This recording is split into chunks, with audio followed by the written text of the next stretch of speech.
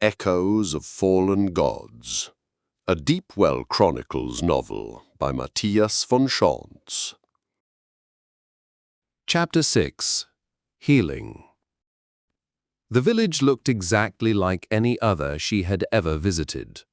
Dina walked slowly along the dirt road leading to the outskirts of the small hamlet.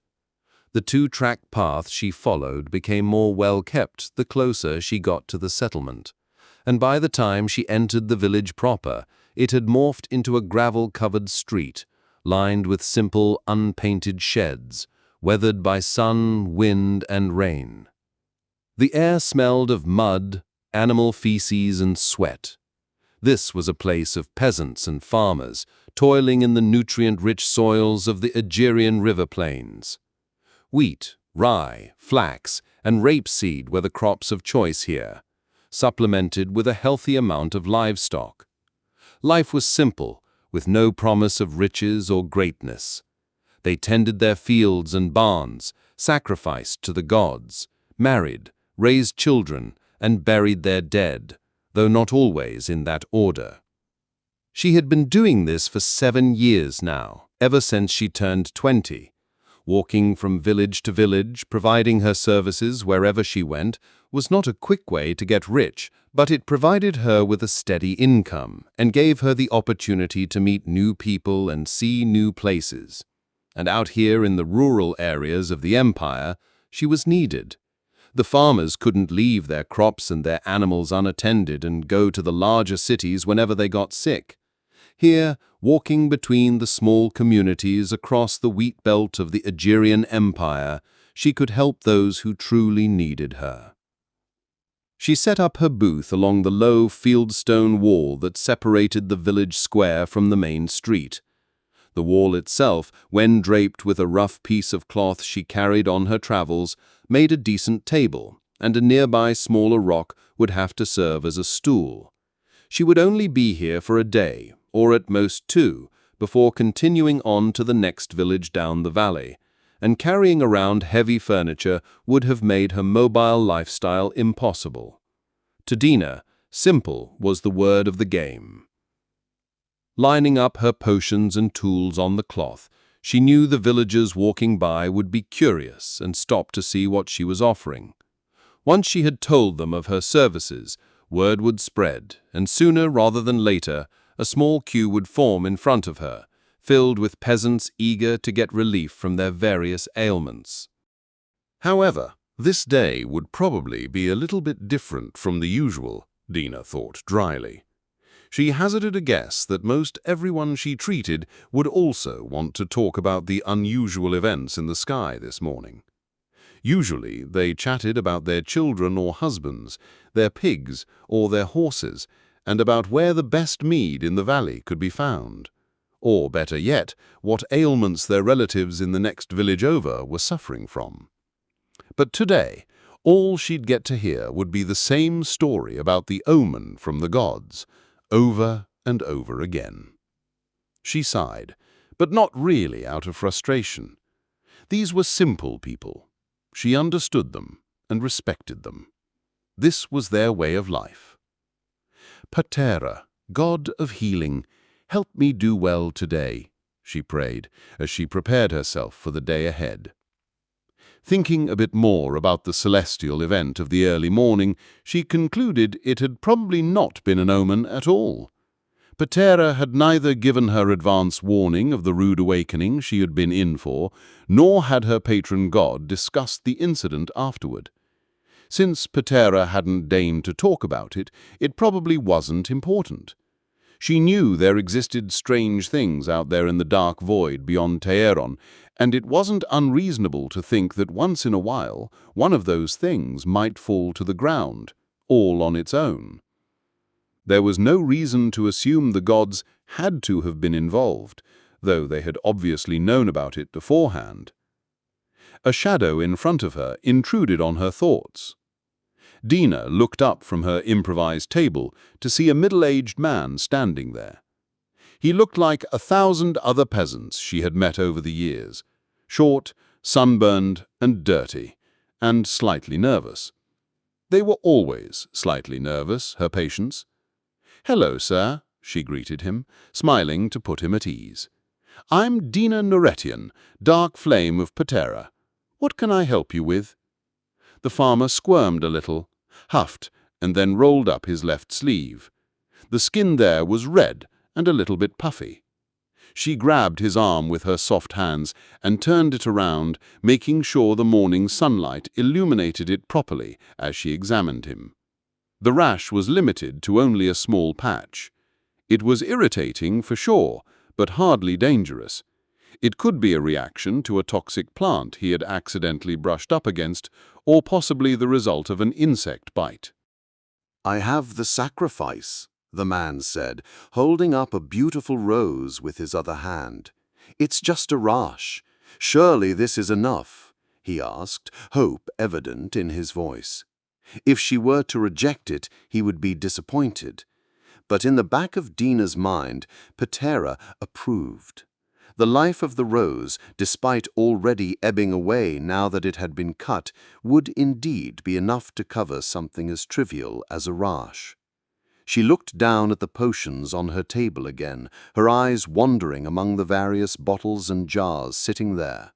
One of them caught her interest, and she picked it up, but immediately put it down again. It wasn't right for this type of skin irritation. Finally, she opened a small jar filled with a turquoise cream the consistency of butter. It gave off a smell that was sharp but not entirely unpleasant.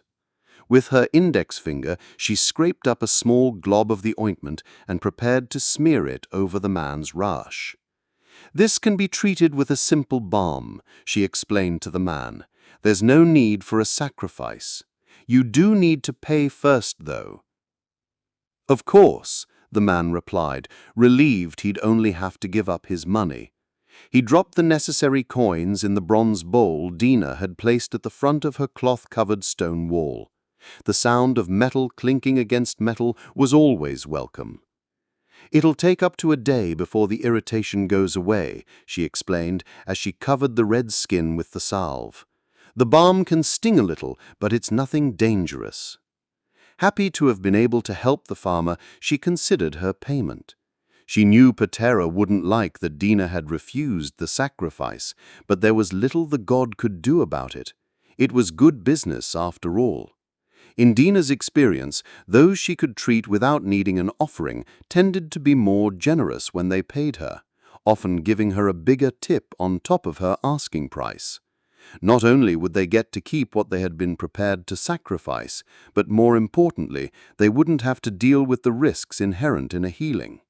Patera might be a little bit upset, but at least Dina had gotten paid. Next in line was an older woman, supporting herself on a crude crutch made from a thick oak branch, polished over the years into something that now acted as a second leg for her. The woman only had one foot. Her right leg ended in a stump, covered in dirty rags, hanging a hand's breadth above the ground. Behind her, with a leash around its neck, a small pink piglet was digging through the dirt with its snout, making carefree little grunting noises in the process. Idly, Dina began to assess whether the life of the swine would be enough to cover regrowing the woman's foot. Given that the little animal seemed to be well treated, perhaps even loved by its owner, she guessed it would. She was just about to greet the cripple when a man in a red and white uniform suddenly stepped forward to the top of the queue, pushing the old lady to the side. "Good morning, ma'am," the local guard captain hailed her. The village wasn't large enough to have a full imperial garrison, but the Lion Emperor didn't like leaving his holdings entirely unguarded. Still, in a place as small as this, the presence of a handful of soldiers and their captain was enough to keep order. "Good morning, sir," she greeted him in return. It stung a little to see him pushing past the peasants waiting for their turn, but such was life. Those in power would always have the advantage, and there was nothing she or anyone else could do about it. "What can I do for you?" she asked pleasantly, doing her best to cover her unease with the situation. The guard captain looked around, making sure none of the other customers were close enough to hear him. "I have an ulcer," he explained, lowering his voice. "At times it hurts like the abyss. Can you help with that, ma'am? What will it cost me?" Dina thought a bit, considering his ailment, his potential wealth, and the man's level of desperation. 40 talents. I can heal you for 40 talents, and Patera will require a suitable sacrifice. "Of course," the soldier replied. "Glory be to the gods." Thankful for her promise of relief from the pain he was suffering from, he happily dropped a heavy bag of coins into her bowl. That took care of the payment, but there was still the matter of the sacrifice. He looked around at the peasants surrounding him. The elderly woman's piglet, still happily browsing through the dirt, caught his eye. "You there," he commanded the woman. "In the name of the lion, the Empire's army hereby requisitions your swine." She looked at the guard captain with fear in her eyes, but there was nothing she could do. Brusquely, the soldier took the leash from her frail hands and dragged the squealing piglet to Dina. "Here," he said to her, trusting the cord into her hands. "Here's my offering to Patera." At first sick from the man's brutish treatment of the old lady, Dina quickly changed her opinion when Patera's voice slithered into the back of her head, giddy with bloodlust. "Give me the pig," the god of healing whispered, her voice forcing itself into Dina's mind. "Give me its pain." What her patron god wanted was her law. Dina was her dark flame and Patera's hand in the world of man. Aligning herself with her god's will was her entire reason for being. Such was the nature of their covenant, the dark contract she had signed with the god of healing and torture. In exchange for the power to heal or destroy, she had sold her soul. With the offering accepted, Dina began to pray.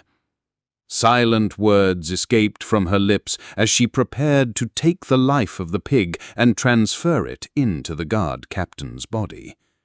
She saw nothing when it happened. There were no streaks of light dancing in the air between the poor animal and the expectant man, and no glow around him when he was healed. But the sound of the piglet shrieking in terror as life slowly ebbed out from its small body was all she needed to know that the healing was working. When Dina opened her eyes again, the dry husk of the young animal lay still on the ground, like a piece of trash someone had thrown away without a second thought. In front of her, the guard captain beamed with gratitude. The pain he had suffered from for so long was finally gone. The day continued much like it had started. Villagers came and went. Some she treated with balms or alchemic brews. Others she healed with Patera's dark magic. Most of them received the healing they requested, though some did not. If things went the way they usually did, she knew there would be a second batch of customers later that night, looking for her at the inn where she planned to stay. There were always customers with ailments too embarrassing to have treated in the middle of the town square. Dina didn't mind. It was all part of the job. As long as the pay was good and the proper sacrifices were made, she would continue to do her god's work, no matter where that took her. In the early afternoon, a middle-aged woman brought her son in front of Dina. From the look of their clothes, the family was poor, and she felt sorry for the small boy when she saw his left hand was severely deformed. "Rolla had an accident in the mill," his mother explained. "He can no longer move his fingers. I do not want him to live as a cripple for the rest of his life." "Of course," Dina replied. "I will do what I can to help him. Do you have the offering?" The mother nodded and prodded her son to hand over the animal they had brought with them to Dina. But the boy refused, holding it tightly, unwilling to let it go. "You have to, sweetie," the woman said, begging her son to comply with the request. "You know there's no other way." Dina could see the boy's shoulders sinking as he resigned himself to reality. His mother was right. There was no other way. If they wanted Patera's help, a life had to be taken. That was the covenant between her and the god of healing, and there was simply no way around it. Of course, they could take their chances and go to the nearest flow walker, but even the strongest and most experienced of the deep well users would find it difficult to fully heal such a grave injury. For Dina, on the other hand, the magnitude of the trauma was inconsequential. Restoring a crushed limb was as effortless as removing a pimple. Once the offering was made, the dark magic Patera had granted her would be powerful enough to do the rest. In the end, the little boy relinquished the animal he had been cradling against his chest, a small white rabbit, obviously his beloved pet. Feeling pity for the poor boy, Dina immediately began to pray for him. But in the back of her mind, she could feel Patera's disapproval of her breach of contract. She sighed. "And the payment?" Dina asked the boy's mother. "For such a grave injury, I will require 15 talons," she said, cutting herself off mid-sentence. The woman hesitated.